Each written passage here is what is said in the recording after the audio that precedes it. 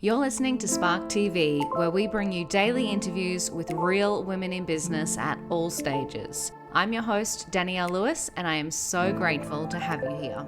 One of the things which I do not practice what I preach, but I'm really considering doing it, is actually, like, for example, I don't use Instagram in my personal life at all. I use it for work and that is it. I don't use Facebook in my personal life at all. I use it for work and that is it. They're both, though, on my personal phone. So when at night I'm sitting watching TV or doing whatever, watching Netflix, it's right there. So in the morning, I'm still on there and scrolling. And at night, I'm still on there and scrolling.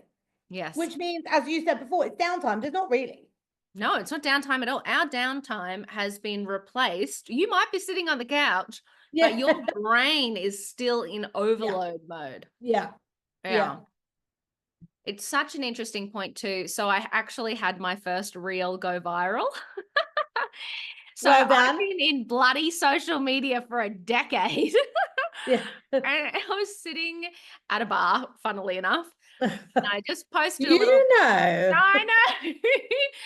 Posted a pic of my glass of champagne, little motivation, thing on it.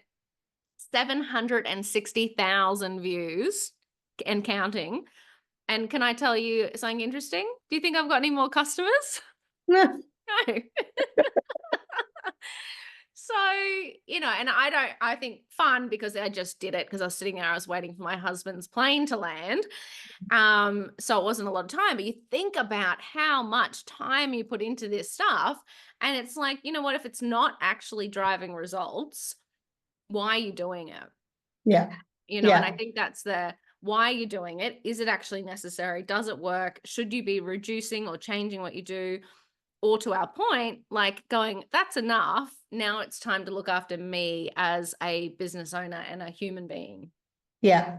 I think so. And I think, we've talked about this before as well, but I think women business owners are probably uniquely different in that most of us, when we start our own business or our own company, we're doing it. It's not just about filling the gap in the market, right? That is a part of it, but it's really because at the core, we want to make a difference. It's something that we are passionate about. It's something that maybe didn't work in our own lives, or it's something that we've seen is missing through the work that we do, but in like a holistic way.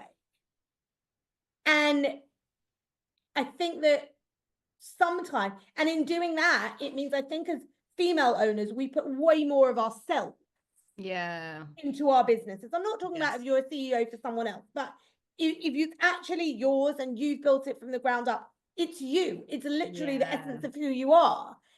And so when you're trying to, I guess, bottleneck that down and filter that out into these sound bites, I actually think the essence disappears.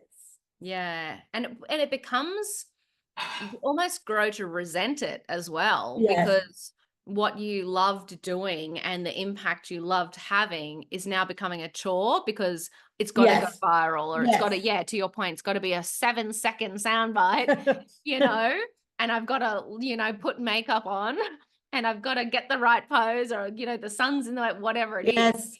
You're right. It's like none of that stuff is the impact that you wanted to have in the world. Yeah, 100%. That wraps another episode of Spark TV. Shout out to Spark TV sponsor IP Australia for their amazing support of the Spark podcast and women in business.